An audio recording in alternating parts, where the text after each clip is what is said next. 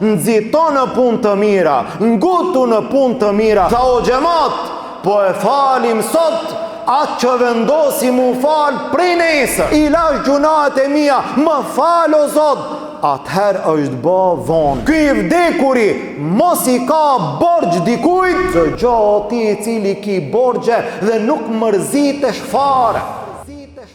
Innal hamdalillah nahmaduhu ta'ala wa nasta'inuhu wa nastaghfiruh ونعوذ بالله من شرور أنفسنا ومن سيئات أعمالنا من يهده الله فهو المهتد ومن يضلل فلا هادي له وأشهد أن لا إله إلا الله وحده لا شريك له وأشهد أن محمدا عبده ورسوله اللهم صل على محمد وعلى آل محمد كما صليت على إبراهيم وعلى آل إبراهيم إنك حميد مجيد اللهم بارك على محمد وعلى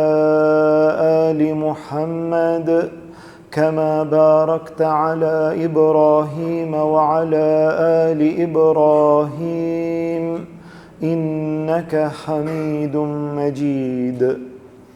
Falënderimi i takon Allahut subhanahu wa ta'ala, atë falenderojmë dhe vetëm prej tij ndihmë dhe falje kërkojmë. Salavatet dhe selamet tona ja dërgojmë dashurit ton Muhammedit sallallahu alaihi wasallam, familjes ti, shokëve ti dhe gjithë atyre që pasojnë rrugën e ti deri në ditën e gjykimit. Vëllezër të nderuar, kemi përmendur disa prej argumenteve të fesë së Allahut Azza wa Jall, të cilat na mësojnë, të cilat na edukojnë neve që ne në jetën tonë mos të ngutemi, të jemi të qetë, të jemi stabil, të jemi të kujdesshëm në çdo hap që e marrim gjatë jetës tonë. Nëse e thua një fjalë, mos u ngut. Nëse e shkruan një gjë, mos u ngut. Nëse ke ndonjë punë, ndonjë plan, mos u ngut. Nëse e bën ndonjë reagim, mos u ngut. Nëse dëgjon ndonjë gjë për të tjerët dhe nuk është vërtetuar, mos u ngut. E kështu me radhë. Gjatë jetës së tij besimtari nuk duhet të jetë i ngutshëm, nuk duhet të jetë i nxituar, përveç në pak raste të caktuara që besimtari duhet të shpejton, besimtari duhet të nxiton, besimtari nuk duhet të vonohet. Në një ajet të vetëm Allahu Azza wa Jall na drejtohet të gjithëve dhe na urdhëron duke thënë wasari'u, shpejtoni, nxitoni, mos u vononi. Në këtë ajet Allahu Azza wa Jall na drejtohet të gjithëve dhe thot wasari'u ila maghfiratin min rabbikum wa jannatin 'arduha as-samawati wal ard u'iddat lil muttaqin. Mos u ngut në shumë aspekte, mos u ngut në shumë raste, mirë po në këtë rast ngutu.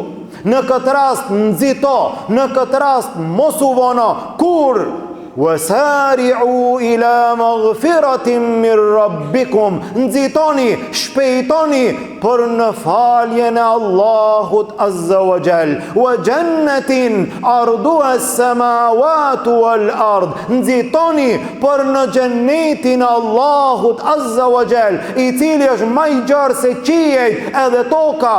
U'iddat lil muttaqin, është i përgatitur për njerëzit e devotshëm. Në këtë rast nxito në punë të mira, ngutu në punë të mira, mos u vono, mos i shty punët e mira, nga se ka mundësi që një ditë të jetë vonë. Fillo dhe falu, mos prit ende, mos e shty namazin, mos mendo që ka kohë, mos mendo që do të filloj të falem prej në Ramazan, do të filloj të falem kur të plakem, do të filloj të falem nesër apo pas nesër.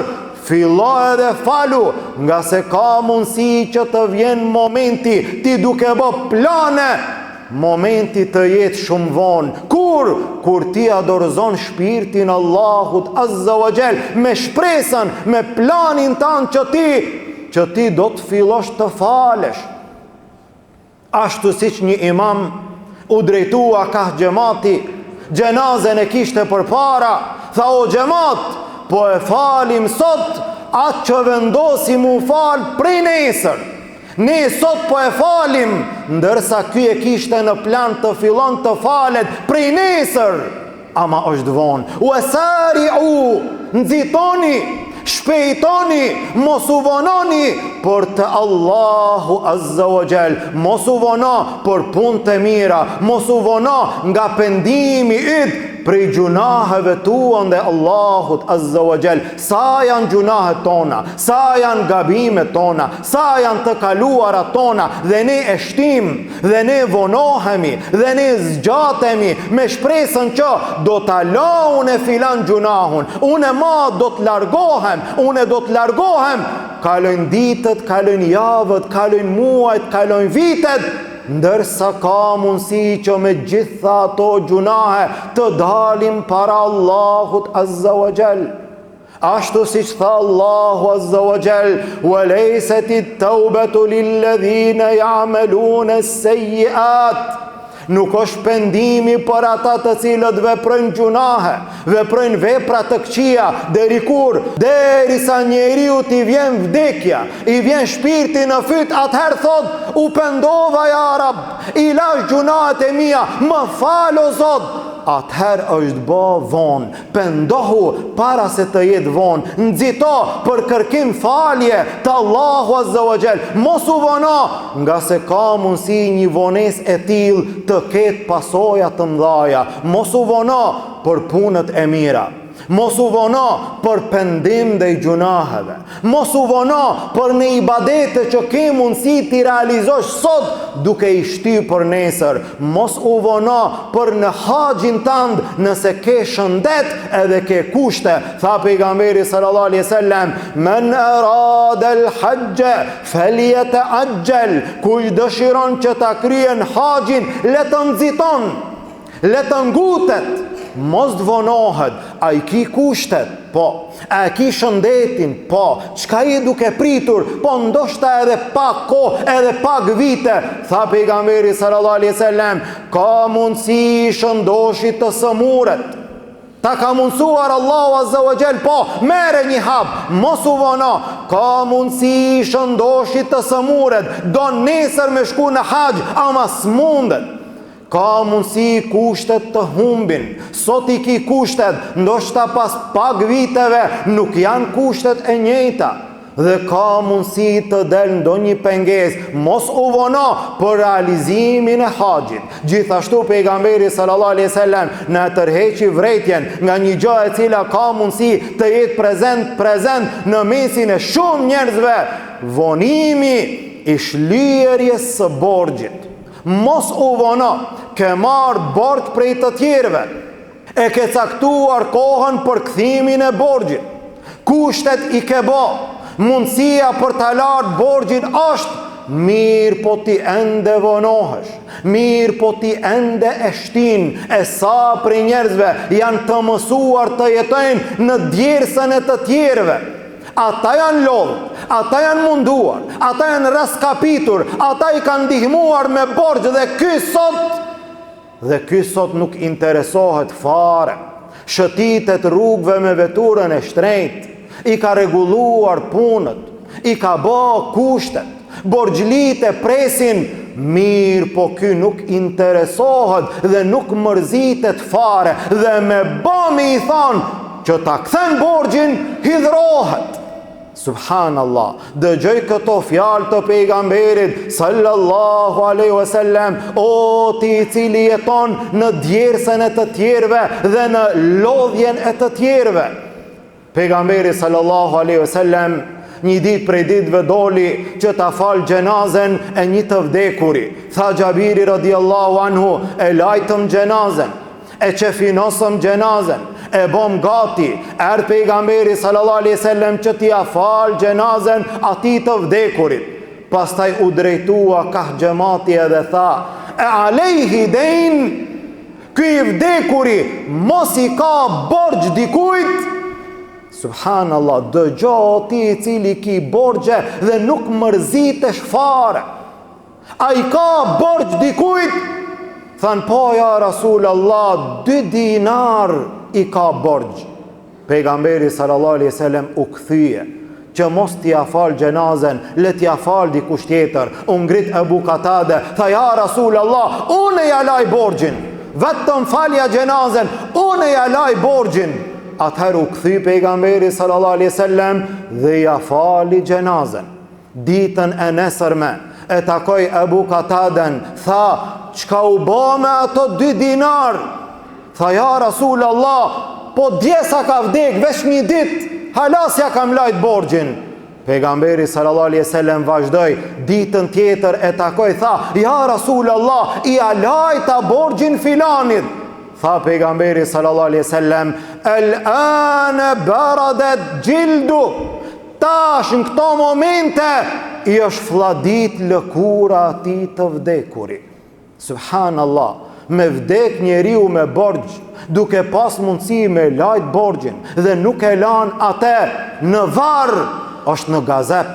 Në varr është në rrezik. Besimtari nuk duhet të vonohet në shlyjen e borxhit të tij, duhet të mundohet të ngutet, të nxiton që ta pastron atë sa është gjallë. E në një hadith tjetër, pejgamberi sallallahu alaihi wasallam tha, subhanallah, nga vendimi, nga ajo e cila është zbrit në lidhje me borxhin. Subhanallah, çka ka zbrit për Allahut azza wa jall?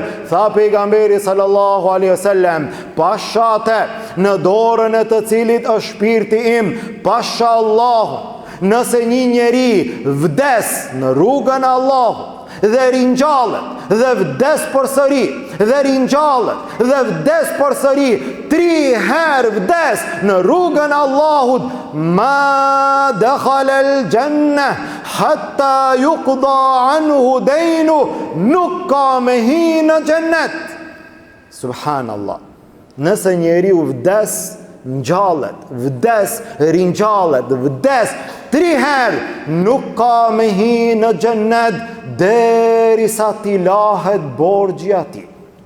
Andaj besimtari, një gjë të tillë nuk duhet ta merr të thjeshtë, një gjë të tillë nuk duhet ta merr të lehtë. Borxhet e kaluara, borxhet e haruara, ju ka dal afati atyre, nuk ju del afati atyre. Çdo gjë është e regjistruar dhe çdo gjë ka llogari para Allahut azza wa jall. Andaj besimtari duhet të jetë shumë i kujdesshëm në jetën e tij. Mos u vono për punë të mira ndaj Allahut, mos u vono në pendimin tënd ndaj gjunaheve tua, mos u vono për kryerjen e haxhit nëse janë mundësit, mos u vono në shlirin e borxhit, nga se rreziku është i madh dhe dënimi është i madh. Ne lutim Allahun azza wa jall, Allahu të na bën prej atyre që nxitojmë në punë të mira, të na bën prej atyre që nuk vonohemi nga pendimi, të na bën prej atyre që ngutemi për realizimin e haxhit, të na bën prej atyre që jemi të kujdesshëm